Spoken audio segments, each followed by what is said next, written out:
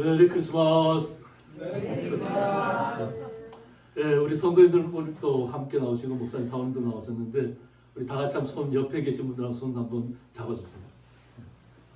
예수님께서 이 땅에 오셨습니다. 우리 함께 이렇게 기쁨을 나눠서 감사합니다. 우리 서로 한번 손 꼭 잡아주세요. 서로 옆에 계신 분들 손 꼭 잡아주시고 축복하는 마음으로 꼭 잡아주시기 바랍니다. 다 그리고 한번 서로 이렇게 한 박수 한번 쳐볼까요? 서로 박수 한번 손가락 맞춰볼까요? 크게 한번 하나님 앞에 영광 올려드리겠습니다.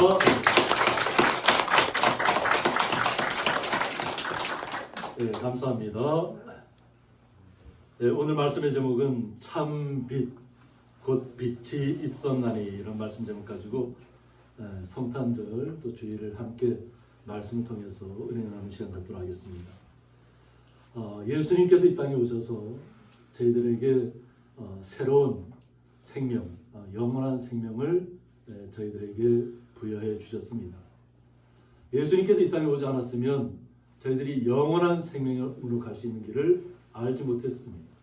그러나 예수님께서 이 땅에 오셨기 때문에 우리가 영원한 생명을 누리고 그 영원한 생명 가운데 기쁨을 빼앗기지 않고 주님과 함께 동행하는 가운데 있습니다. 그러면 예수님께서는 이 땅에 처음 오실 때 어떠한 환경 가운데 오셨냐 하는 겁니다. 멀리서부터는 동방의 박사들이 아마 오랫동안 그들은 아마 거기 연구하는 분들이니까 과연 이 허물어진 땅에 메시아가 언제 올 것인가를 아마 고대하면서 하늘을 바라봤을 것입니다. 그러면서 천체를 연구했을 텐데 그들에게 하나의 큰 별, 지금까지 보지 못했던 큰 별이 나타났다는 것입니다. 그리고 그들은 메시아가 태어날 그 별을 쫓아서 계속 이동하게 됩니다. 그러면 예수님께서 태어나시는 베들레헴은 과연 어떠한 곳인가 하는 겁니다. 베들레헴에 가보면 산 정상입니다. 산 정상. 그냥 저희들처럼 이렇게 깎아지는 산이 아니고 어떤 민둥산처럼 되어 있는 산입니다. 그런 산 정상에 가보면 또 이렇게 양들이 치는 양들을 많이 칠 수 있는 그런 넓은 산 위에 들판이 있습니다. 그리고 양들이 밤에는 그것이 낮과 밤의 차이가 엄청나게 크기 때문에 밤에는 동굴 속으로 들어갑니다. 우리는 동굴 이러면 어떠한 동굴을 이렇게 생각하시나요? 우리 정상 같은 경우는 화암동굴이 있잖아요. 화암동굴이 있는데 그곳이 아주 넓기는 넓지만 평탄하진 않습니다. 그죠? 그런데 베들레헴에 가보면 이 양들이 들어가는 그 굴은 정말 편하게 이렇게 안쪽으로 들어가면 들어갈수록 평탄하게 되어 있습니다. 그리고 어떤 데는 돌 중에 이렇게 구멍이 뻥 크게 뚫려 있어서 그것을 통해서 하늘을 바라보기도 되고. 그러면 양들을 치는 사람은 가장 그 당시에는 낮은 위치에 있는 사람들이에요. 또 베들레헴은 어떤 것인가요? 베들레헴은 빵을 만드는 마을이에요. 빵을 만든다는 것은 뭐냐면 가장 낮은 자리에 있다는 거예요. 그들은 주식이 빵이잖아요. 그것을 갖다가 만들어서 많은 사람들에게 공급하는 것이에요. 어쩌면 가장 낮은 자리에서 어쩌면 많은 분들에게 어쩌면 나눌 수 있는 기쁨을 가질 수 있는 어떤 양식을 공급하는 거죠. 그러니까 그런 것이 가득 차는 것이 베들레헴입니다. 그런 가난하고 어렵고 또 힘든 가운데 살아가는 사람들 중에 그 땅에 예수님께서 오셨다고 하는 겁니다. 우리는 많은 시절을 겪으면서 이 땅에 많은 생명들이 계속해서 태어나고 있습니다. 생명은 우리 주님께서 우리에게 부여하신 것은 어떤 의미가 있냐면 화려하고 크고 좋은 집에서 태어나야만 축복받은 것이 아니라는 거죠. 정말 어렵고 정말 아기 하나 제대로 이렇게 놓을 수 있는 곳이 없는 곳에서도 아기들이 태어나고 있잖아요. 모든 주님께서 우리에게 부여하신 생명은 놀랍도록 충만한 생명이라는 거예요. 주님께서 주신 생명이기 때문입니다. 우리는 그 주님 때문에 주님을 기쁘게 받아들인 것입니다. 그러면 이 주님께서 우리들에게 오셨는데 그 이 땅에 오셔서 어떤 일을 이루시기 위해서 주님께서 오셨냐고 하는 겁니다. 오늘 말씀 속에서 참 빛이라고 얘기합니다. 참 빛이 세상에 왔다는 것입니다. 그래서 이 참 빛은 뭐냐면 포스라고 해서 그냥 단순히 물리적인 차원의 밝음이 아니라는 거죠. 영적이며 도덕적인 생명력의 근원이 되는 빛을 말하고 있습니다. 이 땅에 우리를 구원하실 참된 생명의 빛이 오는데 그 빛은 그냥 우리에게 나타나는 그냥 이렇게 낮에 나타나는 그런 빛과 같은 그렇게만 나타나는 것이 아니라는 거죠. 우리가 이 땅에 살아가는데 빛이 없으면 살아갈 수 있나요? 지금도 뭐 겨울이고 엄동설한이어서 바람 부는 날 밖에 나가 보면 온몸이 다 이렇게 막 벌벌 떨리잖아요. 온 얼리잖아. 막 손발이 다 얼잖아요. 저희들이 가류항산이 이제 개방이 됐잖아요. 그죠? 그래서 곤돌라가 아마 이번 1월 1일까지인가요? 무료로 다 탈 수 있는 시간이 되는데 아직 못 다녀오신 분들 계시죠? 네, 무료함에도 불구하고 정상까지 뭐 내가 큰 힘을 들이지 않아도 곤돌라가 다 이렇게 데려다 주는데도 잘 가보지 못합니다. 또 우리 김종훈 수사님은 정말로 새벽같이 가서 일출 사진도 찍고 정말 그 아래 구름이 쫙 깔려있는 모습도 사진 영상 찍고 영상을 만드시는데 저도 얼마 전에 못 갔어요. 혼자 간다는 게 참 어렵더라고요. 우리 성도님들 같이 가면 좋은데 우리 성도님들이 연세가 있다 보니까 다들 근데 가시길 원치 않고 그래서 근데 어느 이웃교회 있는 목사님이 저한테 목사님 가보셨냐고 물어서 아직 못 갔다 그랬더니까 그럼 본인 자신은 갔다 왔는데 한번 같이 가자 그래서 그냥 옷도 제대로 준비 안 됐는데 한번 올라갔다 왔습니다. 올라가니까 너무 좋은 환경인데 옷을 준비 안 하고 왔더니까 뭐 손도 시리고 장갑도 준비 안 하고 왔더니까 손도 시리고 그래서 얼마 머무르지 못하고 이렇게 내려왔습니다. 그러나 이 정선에 그런 좋은 곳이 있고 또 하나님께서 만들어 놓으신 세상이 얼마나 아름다운 것인가를 우리 성도님들도 한번 시간 되시면 뭐 따뜻한 날이 풀리거나 따뜻한 날이 되시면 한번 올라가셔서 하나님께서 만들어 주신 한번 이 모든 자연들을 한번 이렇게 살피시면서 주님께서 우리에게 생명을 부여하셨고 영원한 생명을 이끄시고 계시지만 또 우리가 살아가는 자연 속에서 얼마나 주님께서 아름다운 세상을 만들어 오셨는지를 한번 보실 수 있는 시간들을 가지시길 바랍니다.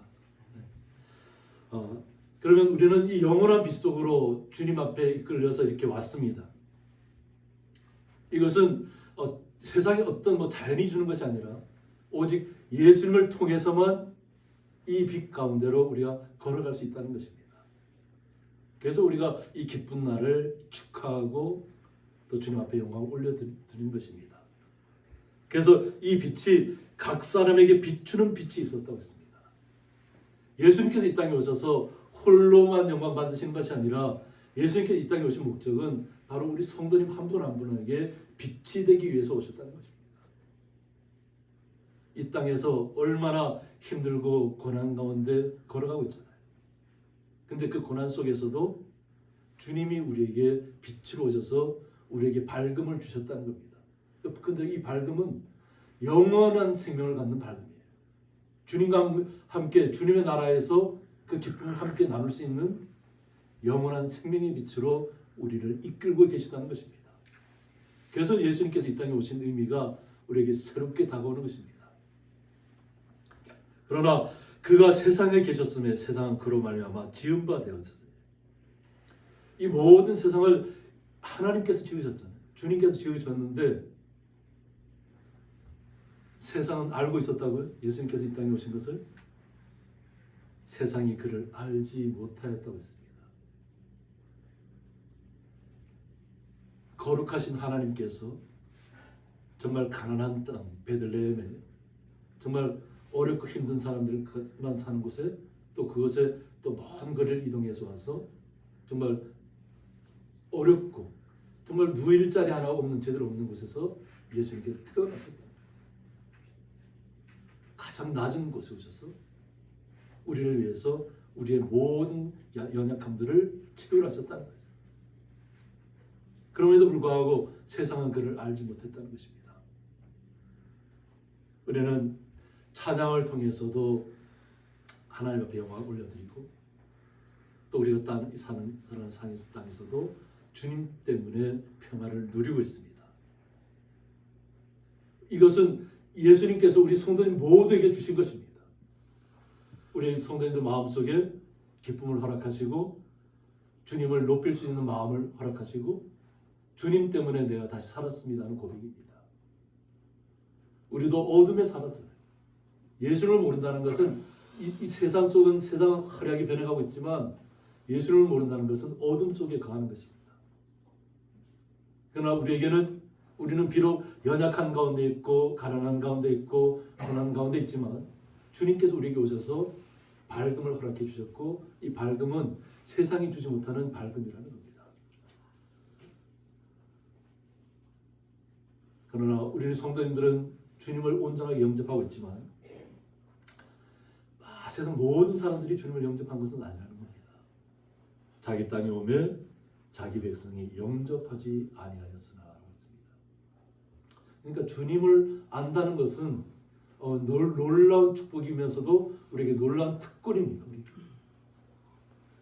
그러니까 우리 성도님 한 분 한 분에게 주님께서 놀라운 영원하신 특권을 허락하신 것입니다. 예수님을 안다는 것은 그냥 누구라도 가질 수 있는 그런 것이 아니라는 것입니다. 영접하는 자, 곧 그 이름을 믿는 자들. 하나님께서 우리에게 얼마나 큰 권세를 주셨냐면 하나님의 자녀가 되는 권세를 주셨다고 했습니다.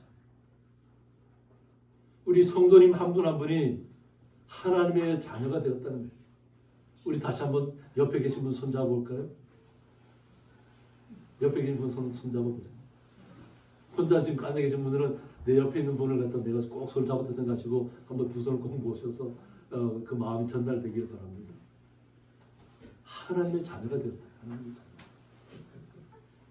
하나님의 자녀가 된다는 것은 누가 허락해 주신 것입니다.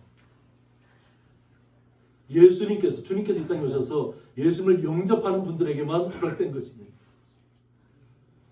예수님을 영접한 분들은 하나님의 자녀가 되었다는 거예요. 하나님의 아들, 딸이 되었다는 것이잖아요. 하나님의 아들. 얼마나 놀라운 특권입니까? 예수님께서 비록 이 땅에 가난한 자들 속에 정말로 아무도 알아주지 않는 떡을 만드는 그런 마을에 태어나셨지만 그것이 바로 말씀에서부터 먼저 나타났다는 거죠. 많은 선자들을 통해서 예수님께서 이 땅에 정말로 어렵고 힘든 사람들 중에 나타나실 것을 이야기하고 있는 것입니다. 그래서 이는 혈통으로나 육정으로나 사람의 뜻으로 나지 아니하고 오직 하나님께로부터 난 자들이라고 했어요. 오직 어디서부터 난 자들이라고요? 하나님께로부터. 그러니까 우리 성도님 한 분 한 분이 누구로부터 나타난 것이죠? 하나님으로부터 나타난 것이죠. 그러니까 우리는 알지 못했지만 하나님께서 우리를 선택하셨고 우리가 태어나기 전에 이미 우리를 선택하셨다는 거예요. 그리고 하나님의 자녀가 되었다는 것을 우리에게 깨닫게 해주셨다는 거예요. 하나님의 자녀는 이 땅에서 주님의 은혜로 살아가는 것입니다. 그래서 말씀이 육신이 되어 우리 가운데 거하시매 우리가 그의 영광을 보니 아버지의 독생자의 영광이요 은혜와 진리가 충만하다라고 했습니다.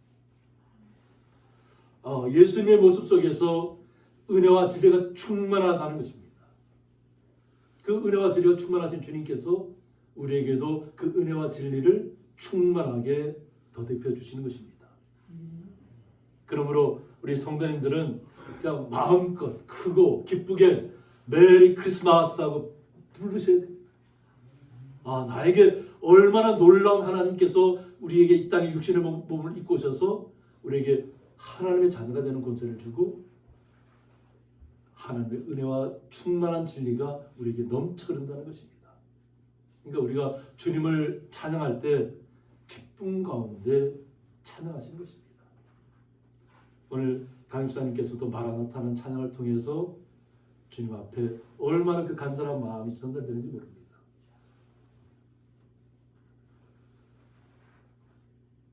그 마라나타를 향한 우리의 마음들이 우리의 마음속에 그 찬양처럼 넘쳐나야 될 줄 믿습니다. 아멘. 이것이 우리가 주님을 찬양하는 모습들입니다. 그런데 요한일서 1장 2절에 보면 이 생명이 나타내신 바 됐다고 했습니다. 이 영원한 생명을 누가 보았다고요? 우리가 보았다. 영원한 생명. 그리고 이 사도 요한이 증언하여 너에게 전하노니 이는 아버지와 함께 계시다가 우리에게 나타내신 바 되었다고 이야기하고 있습니다. 하나님의 본체에서 우리에게 육신의 몸으로 이 땅에 오셔서 우리에게 우리가 하나님의 자녀라는 것을 일깨워 주신 것입니다. 그 모든 고통을 감내하시면서 우리가 걸어가는 인생의 여정이 얼마나 힘든 여정인지를 우리 성도님 스스로가 잘 알잖아요. 그 여정 속에 주님이 우리에게 오셨다는 것입니다. 그리고 5장 11절을 보면 또 증거는 이것이니 하나님이 우리에게 영생을 주신 것과 이 생명이 그의 아들 안에 있는 그것이라고 했습니다. 예수님께서 이 영원한 생명을 갖고 계시는데 그 영원한 생명을 우리에게 또 허락해 주신 것입니다. 그래서 예수님만 영접하면 우리는 이 땅에서도 주님과 함께 날마다 기뻐하며 즐거워하며 주님 앞에 감사하며 주님을 찬양하며 날마다 걸어가셔야 될 줄 믿습니다. 아멘. 그래서 12절을 보면 아들이 있는 자에게 생명이 있다고 했습니다. 그러니까 예수님을 영접한 분들에게만 생명이 있다는 것입니다. 그리고 하나님의 아들이 없는 자에게는 생명이 없다고 하고 있습니다.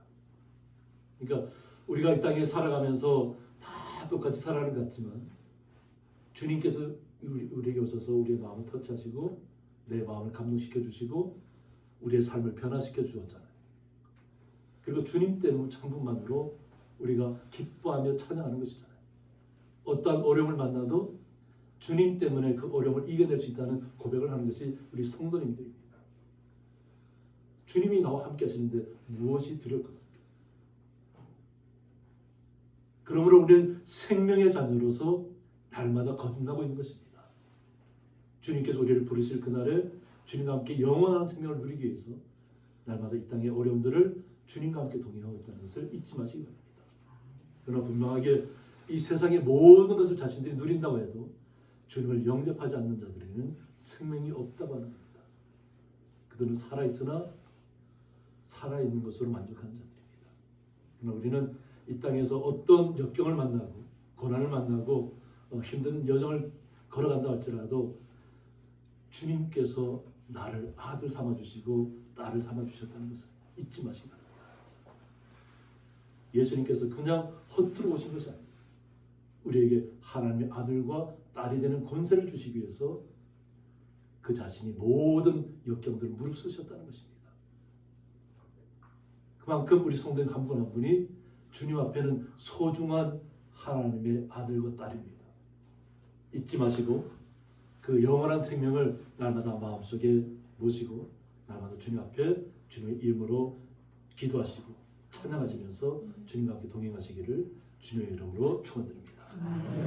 함께 기도하겠습니다. 참빛 곧 빛이 있었나니라는 말씀을 통해서 성탄절을 맞이해서 또 주님의 날을 맞이해서 다시 한번 저희들이 말씀을 통해서 다시 저희들 마음속에 새기는 시간을 갖습니다.